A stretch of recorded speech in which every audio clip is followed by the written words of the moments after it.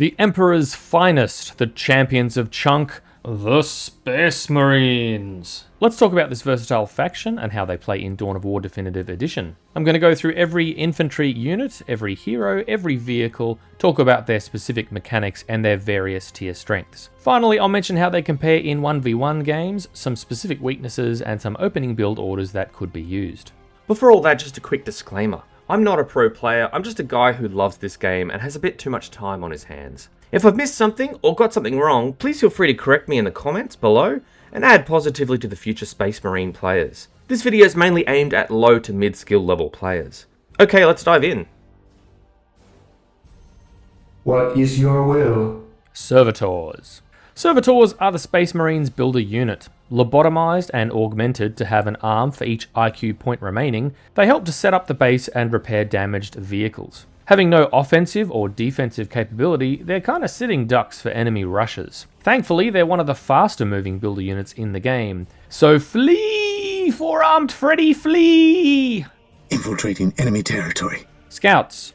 Scouts are the Space Marines capping units. Like most capping units, they're pretty fragile to start with, but get better with upgrades. Whether you want to focus on morale damage with flamers, heavy infantry damage with plasma guns, or champion damage with sniper rifles, they're quite a versatile unit. I tend to attach skull probes, which can be made at listening posts, making the scout squad an infiltration detector unit. In later tiers, you can make an upgrade to infiltrate your scouts, making them invisible as well as detectors.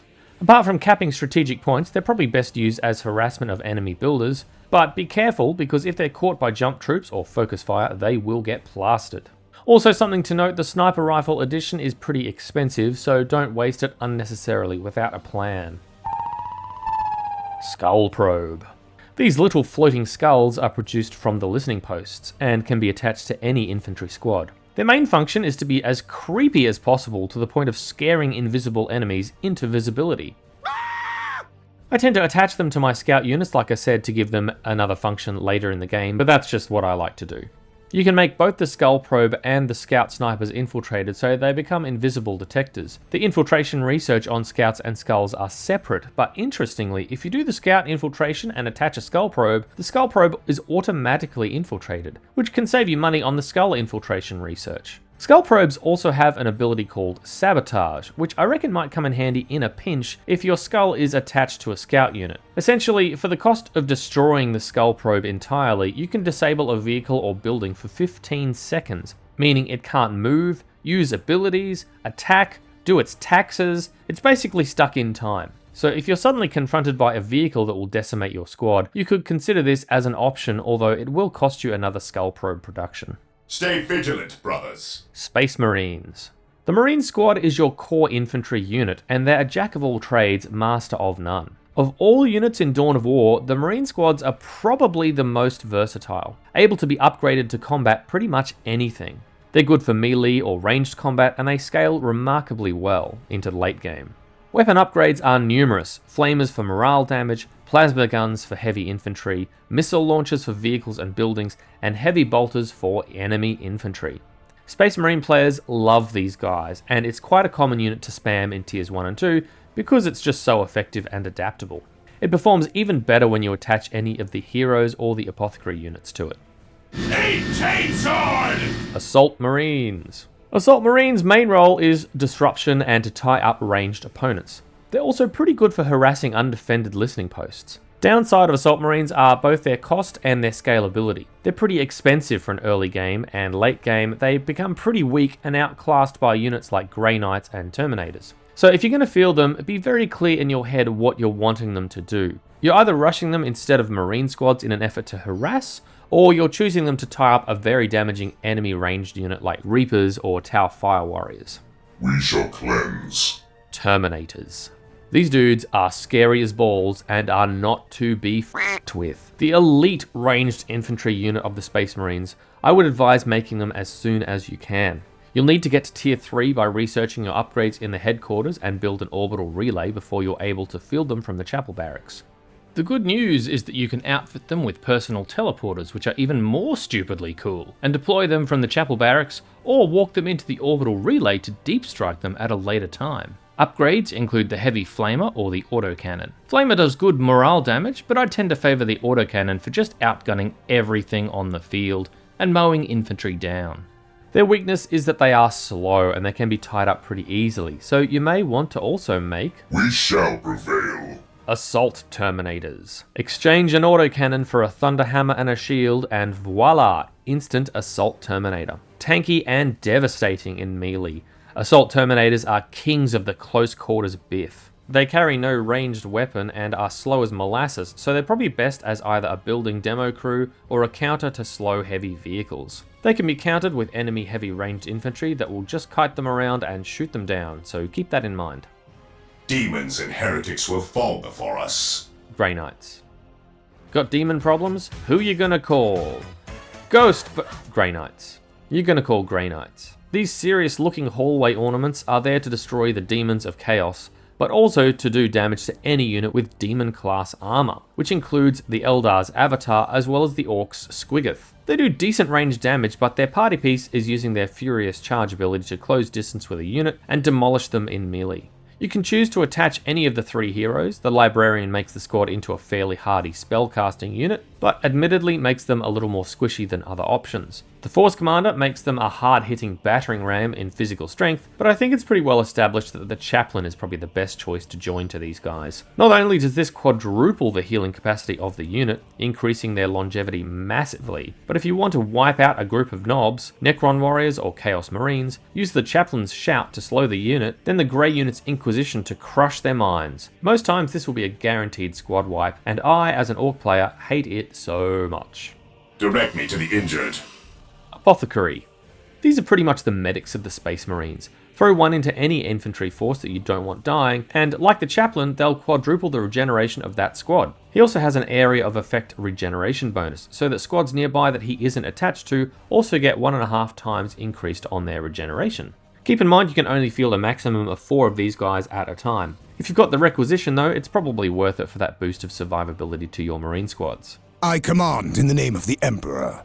Force Commander. The Force Commander is a close quarters monster. He is available from the early game once you get the barracks down and is almost always a good unit to field. While being a little slow on his own, he packs a solid attack punch. I tend to get the plasma pistol upgrade for him early on at the armory, and you can also upgrade his power sword to a demon hammer, which is pretty badass. Happily, whether you stick with the power sword or upgrade to the hammer, the Force Commander has a chance to stun his enemies upon hit, which drastically slows them and makes them vulnerable to further attacks. He also has passive and active abilities that increase the firepower and damage of surrounding units. Knowledge is power. Hide it well. The Librarian. The Librarian is the spellcasting psychic of the Space Marines and is the only one of the heroes that can actually act as a detector unit. He's not as melee capable as the other heroes, but he's no slouch when facing low-level infantry. Mainly he's a ranged spellcaster with good supportive abilities. His Smite spell is an absolute destroyer and recovers really quickly, so you'll be using that a fair bit to decimate squads that make the mistake of huddling together too closely. Weaken Resolve reduces an enemy squad's morale recovery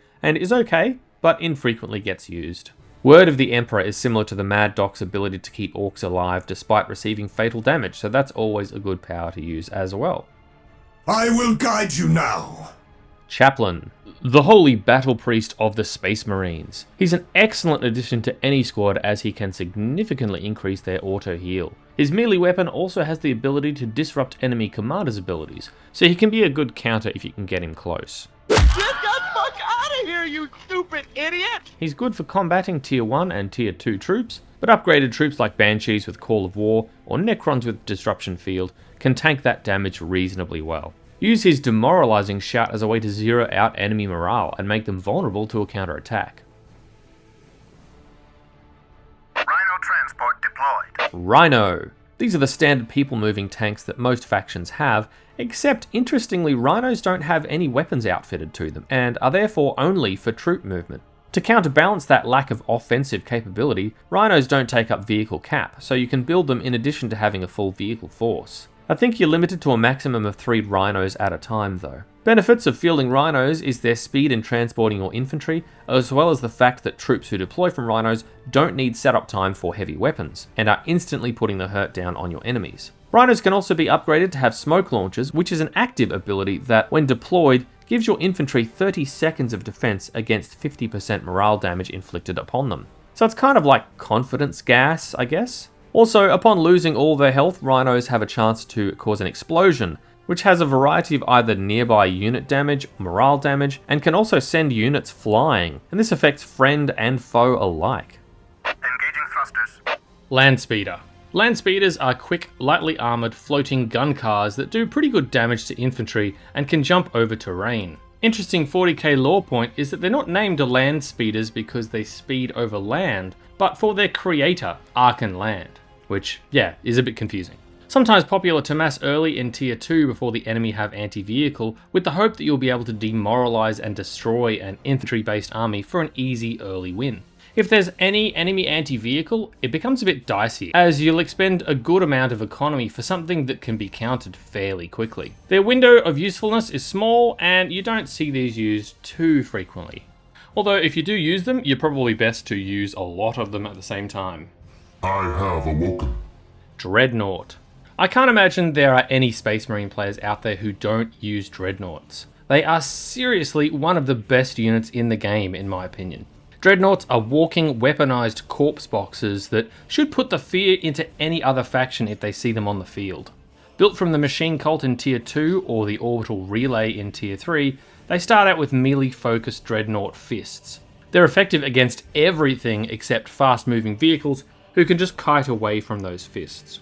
You can upgrade the Dreadnought to be more infantry-focused with the Assault Cannon, which makes the Dreadnought more of a ranged killer. Or you can choose the twin-linked las cannon if you want more of a vehicle or building destruction ability.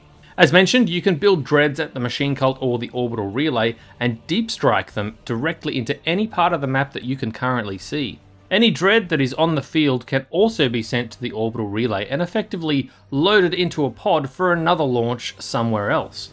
Obviously, Dreadnoughts are pretty vulnerable to anti-vehicle fire like Bright Lancers or infiltrated tank busters. I shall end you.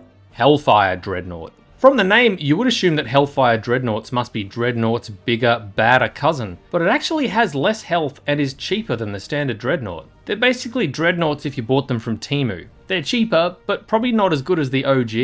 They come preloaded with an assault cannon and a missile launcher, and are therefore a ranged unit only. Perhaps the only thing they're okay for is troop disruption, but I'd argue even that doesn't really make them worth getting. Wow, I sound pretty down on the Hellfires, don't I? Look, they can be pretty good against an infantry mass sometimes. Landspeeder Tempest in the air. Landspeeder Tempest. Tempests are the flying version of the Landspeeder, and while they tend to do slightly worse against infantry, they can be upgraded with frag missiles for more infantry focus, or crack missiles for more vehicular carnage. They're still pretty fragile to enemy fire, so either have a lot of them or support them with other units. Predator deployed. Predator. Just like the name suggests, this tank is a beast. Initially capable of good infantry damage, it can be upgraded after the heavy armor deployment research is done at the Machine Cult, and be outfitted with twin-linked las cannon and side las cannons, both of which do vehicle and building damage. If you're wanting a versatile tank to kill most of everything, stick with the twin-linked las cannon and leave the side heavy bolters alone. You get to keep some decent infantry damage with the addition of good vehicle and building damage from the las cannon on the top. If you're facing a primarily infantry army, like the Orcs for example, you might be better to just leave the upgrades out of it and go with the base unit. His wrath falls from the heavens. Whirlwind. Whirlwinds are the Space Marines Tier 3 artillery unit, and you're limited to building only one of them. They're powerful in their infantry disruption, even more powerful than basilisks in that respect. But they take up a lot of vehicle cap, 4 to be exact, which is roughly the same as a Predator tank. So depending on what other vehicles you have out, this can be costly. If you place them well and defend them well, they can do huge amounts of damage. Land Raider armored transport here. Land Raider. The Land Raider is the Space Marines Tier 4 relic unit, and is pretty good all things considered. It deals significant damage to vehicles, and you can use it to transport units including Terminators around, which will be a good answer to infantry masses. It takes up 3 vehicle caps, so it's a bargain compared to Predator tanks and Whirlwinds. Be aware where you can gain access to your detector units. Space Marine's main detector is the Skull Probe, which is built at the listening posts. You can attach these to any infantry squad in the field and instantly make them a detecting unit. The other detector in the Space Marines force is the Librarian Hero. but it'll take until you can build the sacred artifact to get the librarian out, effectively detecting infiltrated units. Most Space Marine units tech fairly well. Your early Marines will be able to tech up through armory upgrades all the way through to end game and actually remain pretty viable with some hero support, even against other tier 3 infantry. This makes your cost outlay in most early troops fairly infrequently a poor investment into late game. While some factions have specific roles for units, Space Marines are highly changeable on the fly. You might have an infantry-focused Marine squad with flamers and bolters, but suddenly get attacked by a rushed Chaos Defiler. You might lose a couple of models, but then you're able to field missile launchers and counter the vehicle fairly quickly. Basically, you can make your units target whatever kind of armor you are facing fairly efficiently. The orbital relay building allows the deep strike ability, which means fielding Marine squads, dreadnoughts, even servitors into any part of the map that is currently visible to you. This increases the versatility of the already versatile Space Marines to even further amounts.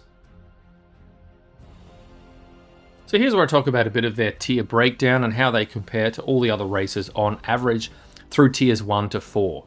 Space Marines tier 1 is pretty okay depending on what sort of opening build order you choose. The Force Commander is an excellent hero, he's an invaluable early tank to defend all of your units and all of your LPs, and backing up with infantry of scouts or marines is a pretty decently strong force. Tier 2 is a bit stronger. This is where you'd want to take orcs out particularly.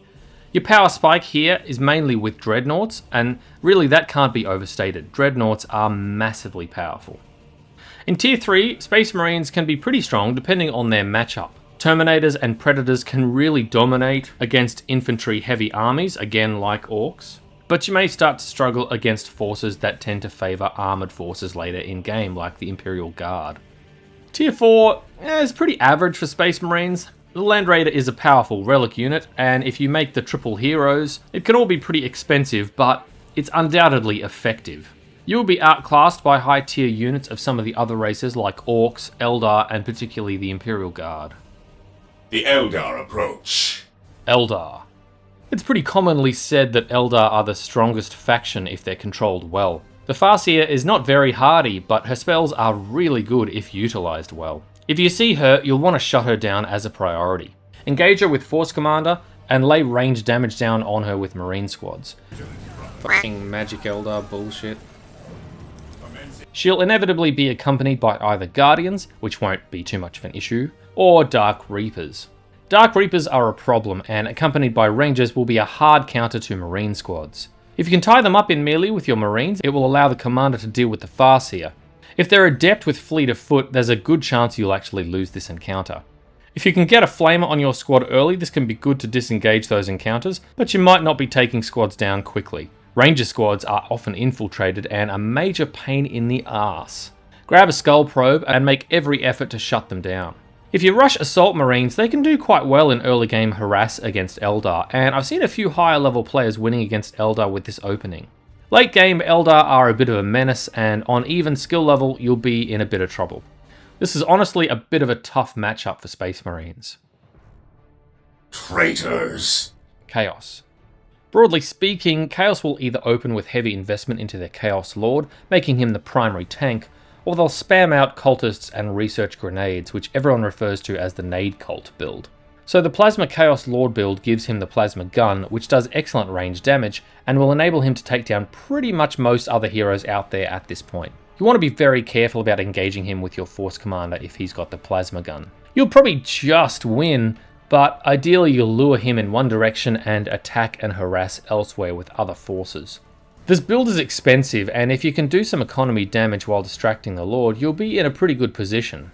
Nade Cult, however, is cheap and effective, but incredibly weak in terms of health. If you can tie them up long enough to do damage, you'll absolutely wreck them. They'll have no choice but to recruit more cultists and more grenades, and it can be easy to overstretch their chaos economy that way. Hopefully you're teching up in the meantime, because often the next move will be to race to Defilers. A few early Defilers against a tier 1 enemy is essentially a game over, so expect this as the next step and get some missile launchers on your squads ASAP. Late game, your Librarian and Grey Knights will be crucial to combat demons.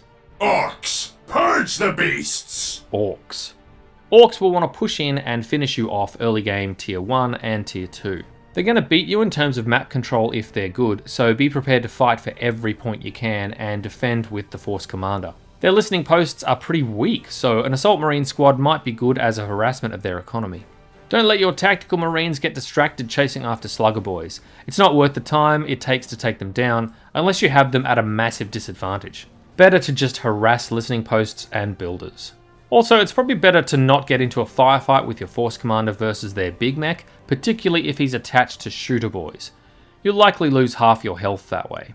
If your listening posts are getting harassed by storm boys, you could try a minefield somewhere nearby, but don't go too nuts with them. As the game progresses past Tier 2, you'll be feeling more confident and your troops will start to outshine theirs. Priority target located. Sisters of Battle. If you play defensively against Sisters, you will die. The main openings they're likely to try against Space Marines is either a conservative one with Sisters squads and a generator, or potentially fast Seraphims to harass. If you play aggressively with Space Marine spam and you avoid building a generator, you can rush them pretty well. The key is to pressure Sisters early. This matchup favours Space Marines in Tier 1 and early Tier 2, because through middle of Tier 2, Sisters can have a sudden spike in overpowered infantry mass against you. Sisters' only hope is that their cheaper squads will outnumber your Marines and you'll be making mistakes, or their Seraphims will target your Servitors and Scouts. Or possibly that you won't be able to destroy at least one LP with your initial rush.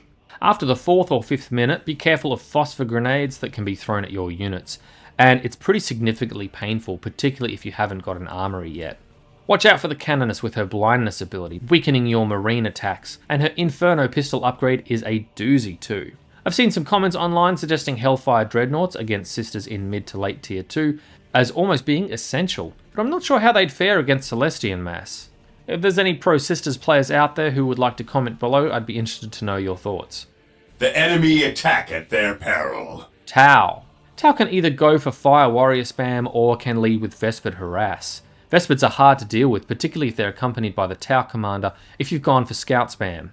Your Force Commander will deal with the Tau Commander, if he can catch him, and if you can get a melee hit on him, you'll be able to kill him fairly decently, but it's more likely he'll be jumping around, sniping your health, and then running away. You'll need Assault Marines to deal with the Tau Commander, and potentially Space Marines to deal with the Vespids. To afford all this, you're probably best to delay building a generator for a bit. To combat Tau's main threat of Fire Warriors, you're probably best to go for Assault Marines who can jump, easily tie up a Fire Warrior squad and finish them off. You won't outshoot their soldiers, so there's not much point even trying. You'll want to close distance fast with Tau and get Fire Warriors in melee to neutralise them.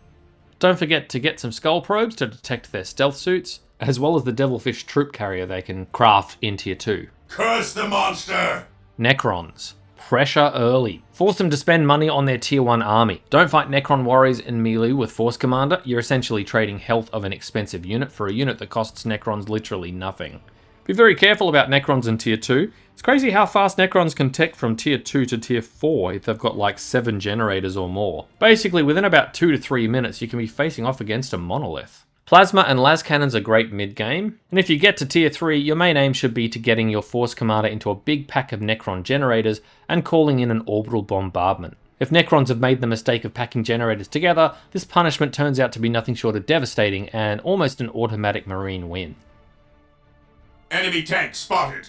Imperial Guard.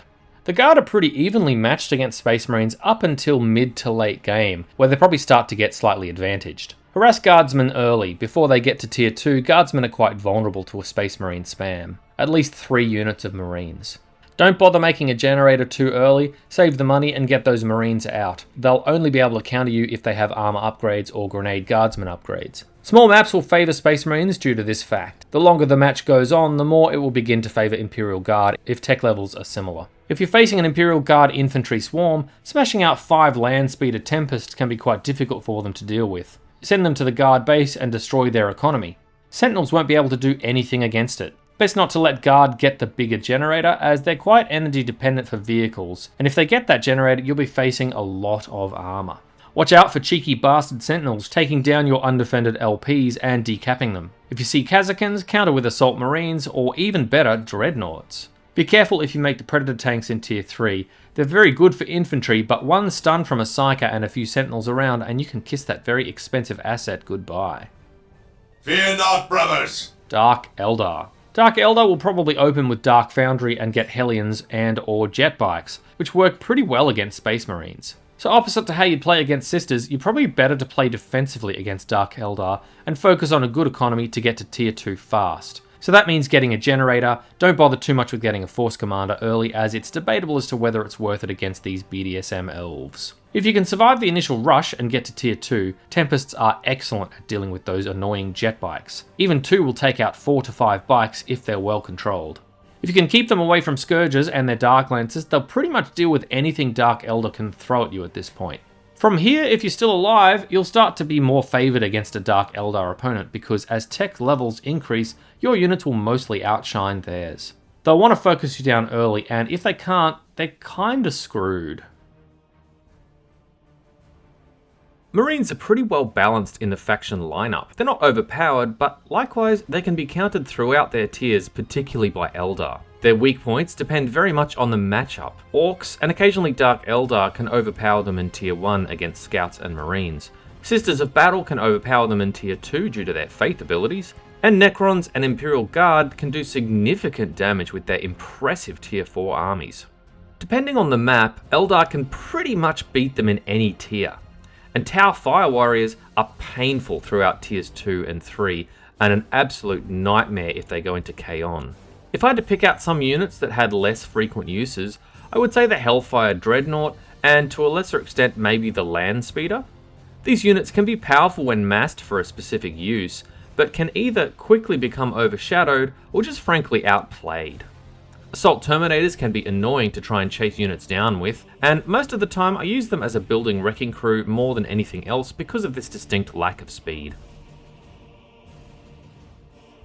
Maps that advantage the Space Marines will either have lots of heavy cover, have a good amount of distance between strategic points, or have good amounts of terrain enabling an Assault Marine opening. Examples of this would be Outer Reaches, Meeting of Minds, and Battle Marshes. Fata Morga is also a popular map, although the strategic points are a little closer than you'd probably want. Some maps that are not considered great for Space Marine matchups include Blood River, due to the negative cover and the lack of heavy cover near bases, Shrine of Excellion, due to lack of heavy cover and point layout favouring Orcs or Eldar, and then finally Tranquility's End, due to all of the negative cover and the distance to the enemy base. There are quite a few ways to open as Space Marines. After watching a lot of replays on DOW stats, I've been trying to distill the most successful ones into a summary. Obviously there's going to be a heap of different flavours to these, so feel free to add your favourite opener in the comments below. I focused on just 3 to keep things a little simple, but before I go into those, I want to acknowledge a couple of opens that you probably should be aware of. Firstly, I want to mention the Marine Spam. This is the open that I mentioned earlier in this video when talking about facing Sisters of Battle. It's not subtle, and it's mostly effective against a Sisters player that opens traditionally with a Generator and Sisters squads. It amounts to limiting yourself to 2 scouts, avoiding building a Generator, and going all in on a tier 1 rush with as many Space Marines as your economy can pump out. That's it really. The other opener I wanted to briefly talk about has a few different names, but I tend to call it the Trip Heroes or Triple Heroes Open. The idea is that you avoid queuing Space Marines or Assault Marines in favour of keeping your opening forces on a very strict budget to tech up to getting the 3 heroes, the Force Commander, the Librarian, and the Chaplain, as quickly as you can. You start with Scouts to capture the map, and a Force Commander to essentially grab points and defend your LPs, which you'll be upgrading to LP2s as soon as you possibly can. You'll be wanting to drop a Sacred Artifact and get the Librarian and the Chaplain out, and by the time you have this force together, it'll be in tier 3. Once you've got these heroes, you head to the enemy's base and do as much damage as possible. My issue with this opening is the length of time you have to leave yourself vulnerable to a tier 1 and tier 2 rush. If you're very quick, it's more than 6 or 7 minutes before you're ready to march into their base. And it'll only really work if you're playing against someone who's pretty new to the game, or against someone who's not great at harassing. Any player that's half decent is going to harass you, if not in tier 1, then definitely in tier 2, and I'm not sure this is a build I could recommend to many matchups, particularly for newer players. Aggressive Assault Marines. This is probably one of the better openings against Eldar, and it's actually really good against Tau too. You'll start with a Chapel Barracks, queue up 2 scouts, and build an armory. Best to skip a generator at this point in time. You'll queue 1 unit of assault marines and use them to harass the economy.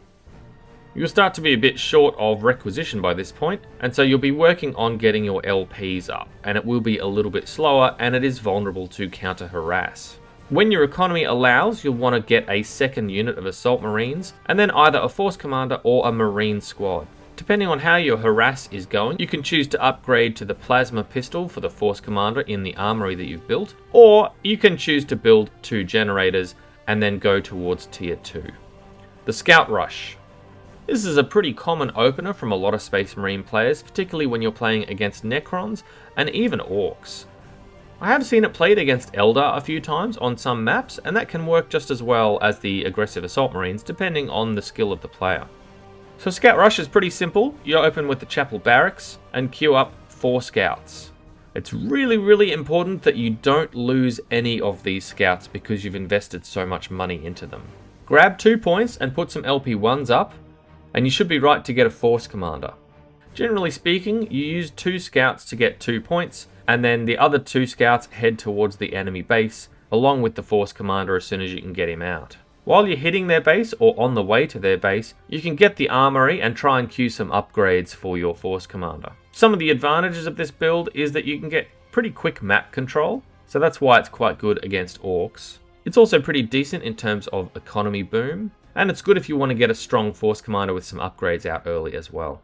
The Eco Boom. This is pretty similar to Trip Heroes, honestly, in that you're trading an army in tier 1 to tech up more quickly.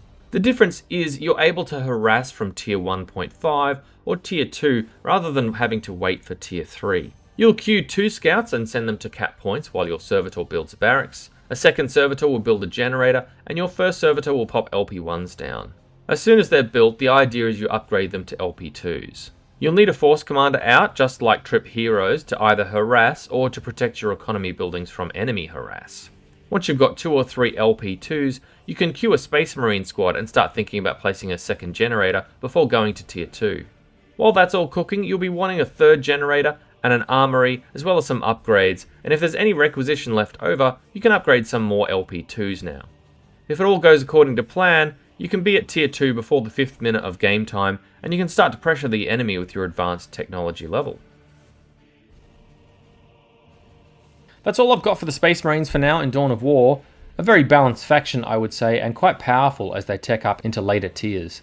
Their units, for the most part, improve with upgrades, and if you keep early squads alive, they can become absolutely brutal in combination with heroes and abilities. Their Dreadnought is just a god of war, and one of my absolute favourite units in their roster.